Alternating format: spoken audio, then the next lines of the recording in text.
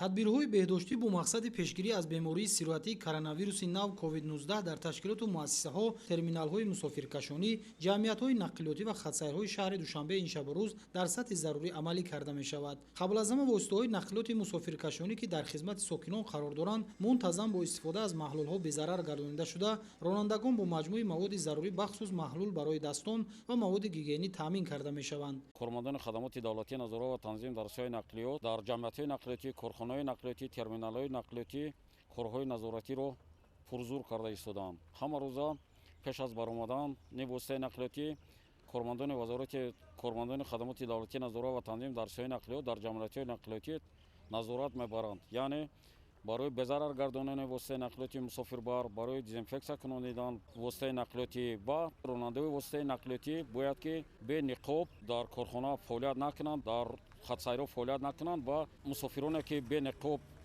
дар дохили воситаи нақлиёт савор мешаванд, яъне даромаданашонро манъ карда мешавад, пешгирӣ карда мешаванд. давоми рӯз дар ҷамъияти дорои масъулияташ маҳдуди Талко Персия тамоми воситаҳои нақлиёти мусофиркашонӣ то 3 маротиба бо маҳлулҳо безарар гардонида мешавад ва ронандаҳо низ дар ин самт масъулиятшиносӣ зоҳир намуда бо худ маводи зарурӣ мегиранд. дохили воситаҳои нақлиёти мусофиркашонӣ бо маводи полиэтилении муҳофизатӣ байни ронанда ва мусофир маҳкам карда шуда, ҳамчунин дар курсиҳо дастурамали риояи қоидаҳои гигиенӣ низ насб гардидааст. дар ин шабу рӯзҳо ҷиҳати пешгирӣ намудан аз касалиҳои сироятӣ дар ҳама ширкатҳо, дар ҳама корхонаҳо корҳои безараргардонӣ гузаронида мешавад.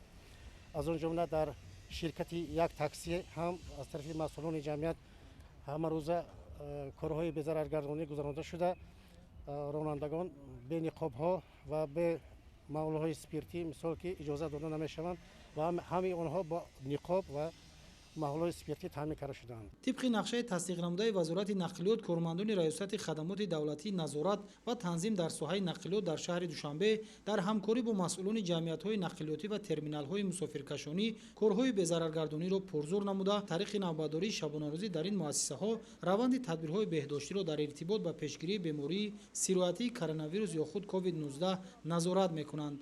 600 воситаи нақлиёти мусофирбар дар дохили шаҳри Душанбе ҳама саҳар сар безарар гардонида шудааст ва фаъолиятро идома дода истодаанд ва дар давоми рӯз, яъне аз тарафи кормандоне ки вобаст шудаанд барои безараргардонӣ, кормандони корхонаи нақлиётӣ дар хатҳои сайр, дар охилот, дар терминалҳои воситаи нақлиётӣ яъне безараргардониро идома медиҳанд. пеш аз баромадани воситаи нақлиёт дар ҷамъиятҳои нақлиётӣ яъне безарар гардонида мешавад ва дар хати сайр ҳар як хати сайре ки ҳаракат кардаги рафта омад, як рафт омад ба дар охири хати сайр ҳатман воситаи нақлиётӣ безарар гардонида мешавад. аз тарафи вазорати нақлиёти ҷумҳурии Тоҷикистон ба ҳар як корхонаи нақлиётӣ яъне бо барқия вобаст карда шудагӣ буданд ва ҳатман бар роҳбарони ҷамъиятҳои нақлиётӣ яъне огоҳ ҳастанд. дар ҷамъиятҳои нақлиётӣ ҳозир ниқобҳо ва маҳлулҳое ки безараргардонӣ ҳаст, яъне захира кардагӣ ҳастанд. пеш аз баромадани воситаи нақлиёт ба ронандаҳо ҳамин чиз дастрас карда мешавад. бо ниқоб ҳатман дастрас карда мешавад ва маҳлули антисептикӣ безараргардонӣ ба ронандаҳо дода мешавад ки худи ронандаҳо ҳам шахсан дар дохили воситаи нақлиётӣ махсусан безараргардонӣ пас аз фаромадани мусофир безараргардониро ҳатман идома медиҳанд. воситаҳои нақлиёти ҷамъиятӣ ки ҳамарӯза аз онҳо сокинон истифода мебаранд, пурра таҳти назорати қатъӣ гирифта шуда, бо ронандагон барои риояи талаботи санитарию гигиенӣ корҳои фаҳмондадиҳӣ гузаронида мешавад. амалӣ кардани тадбирҳои саривақтӣ бо мақсади таъмини солимии ҷомеа ва бехатарии онҳо аз бемории сироятии коронавирус ба роҳ монда шудааст ки мусофирин низ бояд дар ин самт эҳтиёт намуда саломатии худу атрофиёнро зери хатар нагузоранд. бо риояи талаботи беҳдоштиву гигиенӣ ҳамарӯза дар хатсайрҳо тибқи квотаи тасдиқшуда ҷамъиятҳои нақлиётӣ воситаҳои нақлиёти мусофиркашониро барои хизматрасонӣ ба сокинони пойтахт вобаста намудааст ки қабл аз ҳама бо амалӣ намудани тадбирҳои беҳдоштӣ бехатарии мусофирон таъмин карда мешавад. ин шабу рӯз сокинон аз воситаҳои нақлиёти хурди мусофиркашонӣ ба истилоҳ таксӣ бештар истифода менамоянд ва масъулон барои пешгирӣ аз бемории сироятии коронавируси нави COVID-19 корҳои безараргардониро дар онҳо мунтазам ба роҳ мемонанд. огоҳонидани ронандагони воситаҳои нақлиёти мусофиркашонӣ аз омилҳо ва тадбирҳои пешгирӣ аз бемориҳои сироятӣ имкон фароҳам овардааст ки онҳо дар самти риояи талаботи санитарию гигиенӣ таваҷҷӯҳи ҷиддӣ зоҳир намуда эҳтиёткор бошанд.